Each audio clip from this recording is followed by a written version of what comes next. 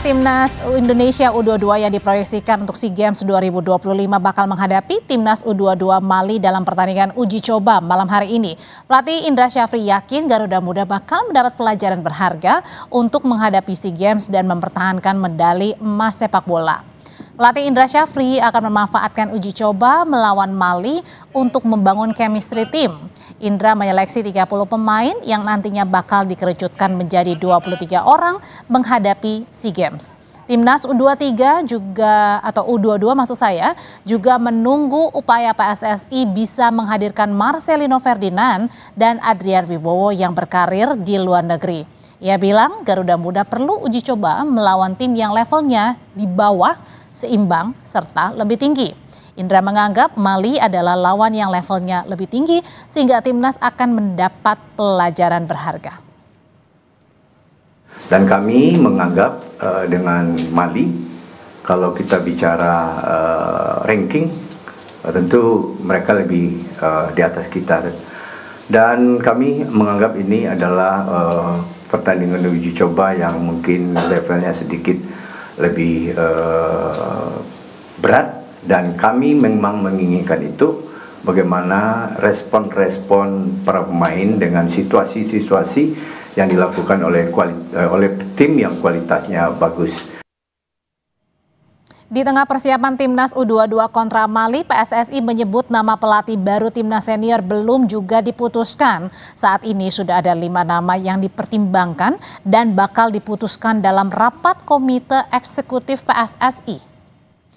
PSSI menyebut menerima masukan soal sejumlah nama yang dianggap pantas menjadi juru taktik timnas, antara lain Timur Kapadze asal Uzbekistan dan pelatih Persib Bandung Boyan Hodak.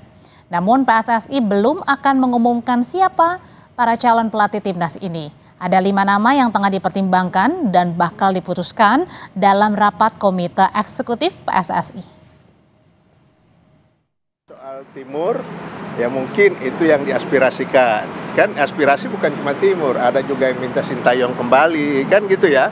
Nah, bagi kita itu sebagai masukan buat PSSI, dan kita akan tentukan yang terbaik buat tim nasional. Karena kita harapkan untuk tim nasional senior ini segera kita mendapatkan calon pelatih.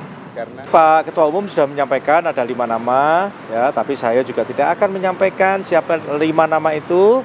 Namun kalau itu sudah firm dari Alek, ya, dari Dirtek, tentu itu akan kita bawa ke dalam rapat exco. Sekali lagi.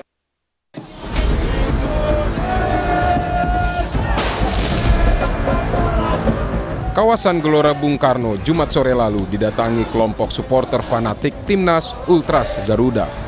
Bukan untuk mendukung laga Timnas, tapi untuk menyampaikan aspirasi di kantor PSSI soal kondisi sepak bola nasional. Suasana kekecewaan terkait kegagalan Timnas lolos ke Piala Dunia 2026 masih terasa. Dalam unjuk rasa ini, massa meminta revolusi total PSSI. Massa juga mempersoalkan belum ditunjuknya pelatih timnas baru usai pemecatan Patrick Kluivert. Ada 5 tuntutan kelompok supporter Ultras Garuda, yaitu manajemen timnas lebih profesional, roadmap jelas PSSI, rekrutmen pelatih yang transparan dan profesional, pembinaan konsisten usia dini, serta pelibatan supporter dalam ekosistem sepak bola. Menanggapi tuntutan supporter, anggota Komite Eksekutif PSSI Sumarji bilang semua pihak bebas berpendapat. Dia juga menegaskan tuntutan itu bakal segera dibawa dalam rapat resmi bersama manajemen PSSI. Hak untuk menyampaikan pendapat di muka umum itu adalah hak setiap warga negara, termasuk teman-teman saya, adik-adik saya dan saudara-saudara saya yang di Ultras Garuda, ya. Jadi penyampaian rekan-rekan semua tentu saya juga bisa melihat, dan banyak sekali yang mengirim baik itu foto, video ke saya, apa yang menjadi tuntutan daripada teman-teman semua. Semua akan kita tampung dan semuanya kami mendengarkan, dan pasti ini akan menjadikan pembahasan di internal kami di PSSI. PSSI saat ini belum memilih pelatih baru pengganti Kluivert untuk menangani timnas senior. Akibatnya PSSI pun memutuskan tidak ada agenda FIFA Matchday untuk timnas senior yang seharusnya berlaga 15 dan 18 November. Sebagai penggantinya, timnas U22 yang disiapkan untuk berlaga di SEA Games akan bertanding menghadapi tim asal Afrika, Mali. Tim Liputan Kompas TV. Supporter Ultras Garuda yang setia mendukung timnas menuntut adanya revolusi total PSSI. Apakah tuntutan ini sudah tepat untuk perbaikan kondisi sepak bola Indonesia saat ini? Kita berbincang dengan Ketua Paguyuban Supporter Timnas Ignatius Indro. Selamat malam, Bung Indro. Selamat malam. Ada juga analis sepak bola Anton Sanjoyo. Bung Joy, selamat malam. Malam, Audrey. Saya mau ke Bung Indro dulu. Bung Indro, jadi sebenarnya sebelum kita berbincang, kami sebenarnya juga sudah berupaya menghubungi PSSI, tapi sampai dialog ini berlangsung, ini belum ada yang bersedia. Oke, Bung Indro, saya mau tanya dulu ke Anda. Bung Indro, sebenarnya apa sih yang menjadi puncak akhirnya Ultras Garuda ini menuntut adanya revolusi total PSSI? Iya, sebenarnya kan kemarin juga aksi yang dilakukan secara organik oleh Ultras Garuda ya. Ini bagaimana viral di medsos dan akhirnya mereka datang ke PSSI. Tuntutan dari teman-teman Ultras ini juga jelas ya, tapi saya melihat hal ini dikarenakan memang karena baru roadmap dikeluarkan oleh PSSI kemarin. Roadmap sepak bola Indonesia, bagaimana menjalankan percepatan perbaikan sepak bola Indonesia ini baru keluar kemarin. Nah ini yang saya pikir ini yang menjadi acuan bagaimana roadmap itu baru dikeluarkan sementara Erick Thohir sendiri sudah berjalan berapa lama gitu ya, semenjak dia hanya bekerja sampai 2027, tapi roadmap sendiri baru dijalankan. Oke. Nah, roadmap-nya keluar, bagaimana juga dengan blueprint, kan ini tergantung Dirtek sendiri, bagaimana mengeluarkan blueprint sepak bola setelah roadmap ini keluar. Nah ini yang menjadi acuan bahwa ketidakjelasan aturan-aturan tersebut yang membuat misalnya terjadi pergantian pelatih di tengah jalan, lalu juga akhirnya kita gagal masuk ke Piala Dunia. Ini kan juga menjadi bukti kemarahan dari masyarakat, sehingga kemarin itu memuncak pada kemarin. Sebenarnya itu bukan puncak, tapi ini saya pikir ini awal aksi-aksi yang akan dilakukan oleh teman-teman supporter. Bung Joy, ada 5 tuntutan dari Ultras Garuda. Salah satunya tadi yang disampaikan oleh Bung Joy adalah soal roadmap, kemudian juga manajemen timnas yang profesional, dan juga proses rekrutmen pelatih yang transparan dan profesional. Kita bahas dulu satu-satu. Kalau misalnya untuk manajemen timnas yang profesional, kenapa? Apa yang selama ini dirasakan oleh Ultras Garuda yang juga menjadi pendukung timnas Indonesia? Ya, ada yang salah di mana? Kalau dugaan saya soal manajemen itu soal pemecatan Sintayong yang di tengah jalan lah gitu kira-kira. Kemudian penunjukan Patrick Kluivert yang ternyata gagal. Mungkin kira-kira manajemen seperti itu, manajemen kompetisi juga karena masih banyak klub yang ngutang ke pemain dan macam-macam lah. Tapi memang manajemen profesional itu konteksnya luas. Tapi kalau saya berpendapat memang yang harus dituntut pertama kali, yang harus benar-benar diminta kepada PSSI adalah roadmap-nya. Karena roadmap itu kalau menurut saya, Erick Thohir berapa tahun sih? 2 tahun ya, 2 tahun jalan, hampir 3 tahun.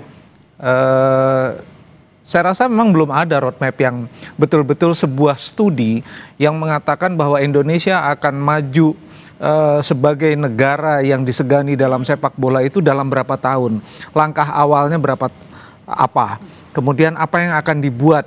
Jadi peta jalan itu jelas, mau startnya dari mana. Peta jalan itu kalau menurut saya sekarang yang dikatakan Erick Thohir lah, Arya Sinulinga lah, Pak Marji lah, itu peta jalan yang semau-maunya mereka aja bilang kita nggak target 2026 kok, kita targetnya 2030. Besok-besok dibilang lagi kita targetnya 2034. Jadi sebetulnya roadmap itu yang saya pikir sebagai peta jalan.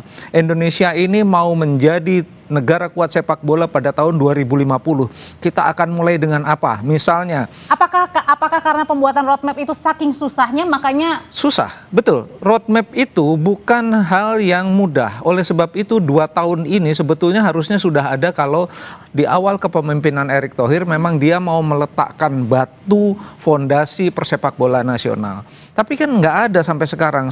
Dia selalu bilang saya pernah presentasi di FIFA soal roadmap.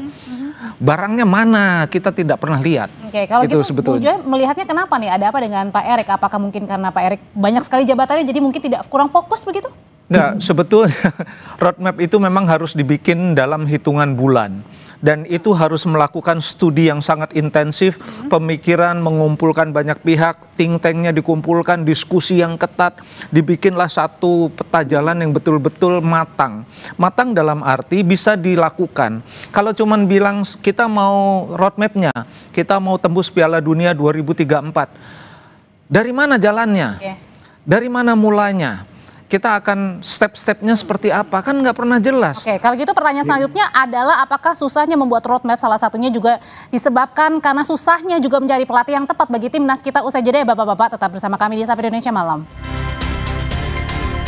Sebelum kita melanjutkan dialognya, kita akan pantau dulu situasi terkini jelang pertandingan Timnas Indonesia U22 lawan Mali U22.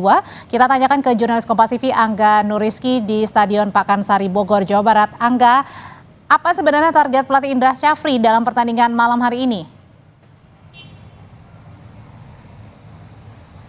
Ya baik Audrey, meskipun pertandingan ini merupakan pertandingan yang digelar di periode FIFA Matchday begitu, namun pertandingan ini bisa dikategorikan Tier 2 begitu. Seperti yang disampaikan oleh Ketua Badan Tim Nasional Sumarji ketika sesi latihan bahwa pertandingan ini merupakan Tier 2 yang artinya tidak ada poin FIFA yang diperbutkan dan tidak mempengaruhi ranking FIFA begitu. Ini juga sejalan dengan apa yang diinginkan pelatih Timnas U22 Indra Syafri yang memang mempersiapkan tim untuk proyeksi SEA Games 2025. Seperti kita ketahui bahwa Indonesia merupakan juara bertahan di SEA Games pada saat itu di Kamboja dan menargetkan untuk kembali mempertahankan gelar juara di Thailand. Nah, sebelumnya kita juga sudah melakukan pemusatan latihan yang diisi dengan 30 pemain plus 3 pemain trial, dan di pertandingan ini adalah salah satu indikator untuk pelatih Timnas Indra Syafri mengerucutkan pemain menjadi 23 pemain untuk SEA Games 2025 begitu, di mana ini juga diperlukan untuk menguji komposisi tim diturunkan untuk SEA Games 2025 di Thailand begitu. Dan seperti kita ketahui bahwa pertandingan melawan Mali juga digelar selama 2 kali, yakni yang pertama malam ini dan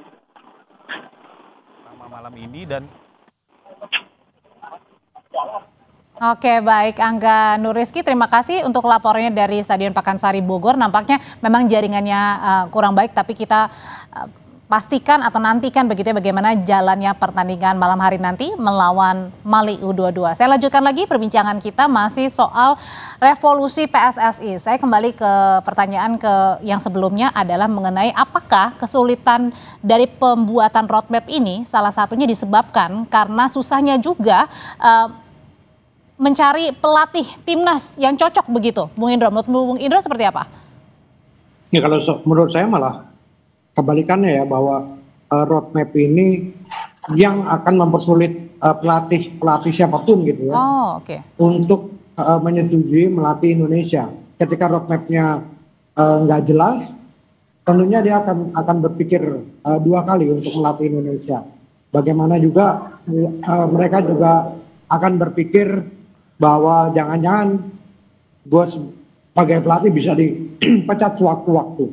Nah ini yang tentunya akan mempersulit kita untuk memilih pelatih. Saya pikir sejauh ini juga ketidakniatan untuk membuat roadmap ini yang akhirnya terbaca oleh pelatih-pelatih internasional. Jadinya kita agak kesulitan untuk memilih pelatih. Di luar itu juga saya pikir tidak ada kemauan dari PSSI, terutama Erick Thohir, untuk membuat roadmap yang benar ya. Kemarin di munculkan sebuah roadmap yang saya pikir ini tidak jelas juga, ini seolah-olah hanya dibuat berdasarkan AI gitu, karena ada desakan-desakan membuat roadmap, dibuat roadmap mendadak. Nah ini yang saya pikir tidak, roadmapnya juga tidak jelas. Oke. Bagaimana misalnya tentang supporter gitu, edukasi seolah ada dilakukan tapi dilakukannya di hotel. Nah ini kan yang sementara yang bermasalah kan sebenarnya di grassroots supporter ya. Nah ini yang harusnya di edukasi itu dilakukan di grassroots, misalnya seperti itu. Nah ini yang tidak dilakukan oleh Erick Thohir dan juga grupnya selama ini ya. Oke, kalau gitu pertanyaan berikutnya adalah Bung Joy, apakah kemudian perlu benah-benah bersih-bersih nih di tubuh PSSI sekarang? Ya sebetulnya kalau bersih-bersih, benah-benah itu kan mekanismenya itu mekanisme organisasi. Ya, karena semua kita berjalan dengan hukum dan aturan. Mereka ada di sana karena hasil kongres pemilihan. Jadi yang kita tuntut adalah benar kalau kita mau startnya dari roadmap yang namanya pelatih tim nasional itu sendiri, pembinaan itu adalah fragmen-fragmen di dalam roadmap itu. Semuanya terangkum. Tapi kalau kita misalnya ya, kita bicara Jepang misalnya. Jepang itu dari tahun 80-an sudah dalam roadmapnya mengatakan kita akan juara dunia pada tahun 2050. Step-stepnya jelas. Nah ini kan yang sebetulnya ketika pertama kali saya ketemu Erick Thohir ketika dia hanya 2 minggu atau 3 minggu menjadi ketua umum PSSI. Pak, saya bilang gitu, Pak sudahlah kita tidak bisa lagi bicara karena saya berkecimpung sudah agak lama di PSSI. Bapak meletakkan saja dasar-dasar pembangunan sepak bola Pak.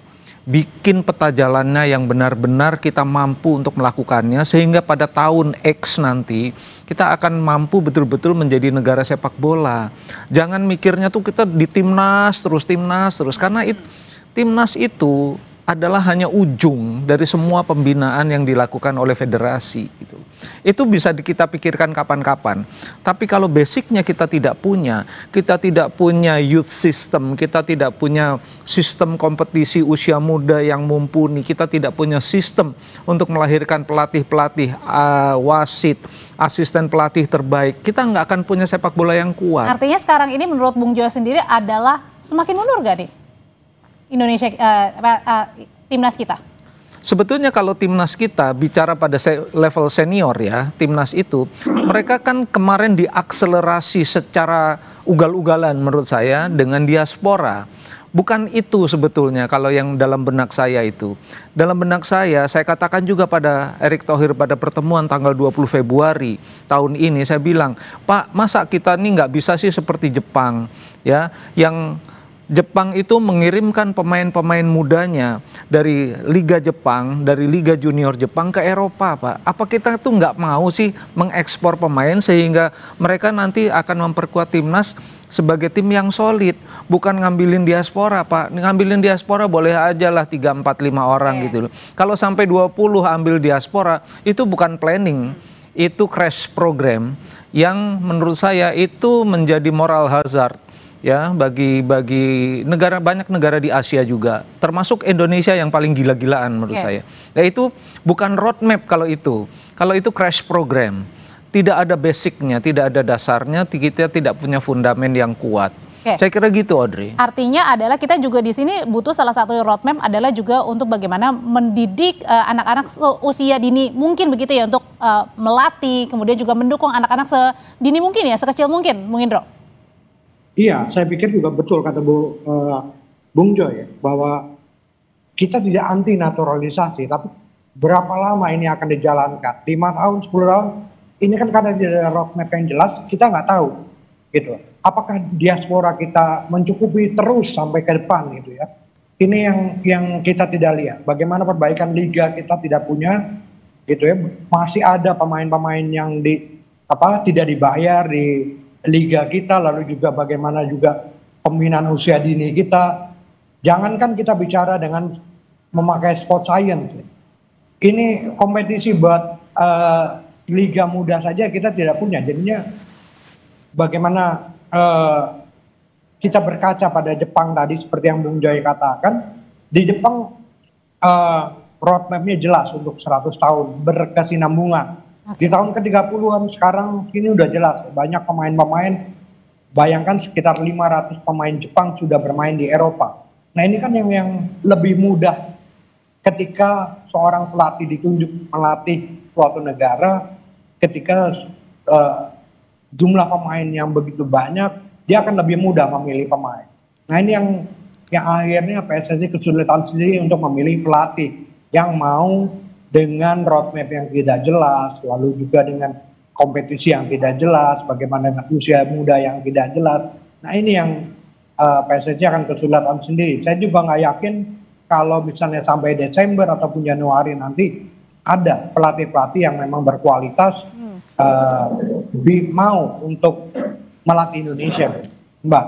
Oke, terakhir kalau gitu ke Bung Joy singkat saja. Bung Joy, apakah kan salah satu tuntutan dari Ultras Garuda adalah juga menyediakan pelatih yang profesional begitu ya, yang kedepannya. Nah, apakah kemudian dengan menjawab nanti pelatih siapa yang akan menggantikan Kluivert ini menjadi salah satu jawaban yang akhirnya cukup melegakan bagi tuntutan Ultras Garuda ini? Oh iya, tentu saja. Tapi oleh sebab itu dari awal saya katakan jangan terburu-buru memilih pelatih baru ini, karena harus ngambil pelajaran dari pemecatan Sintayong dan pengangkatan Patrick Kluivert yang gagal.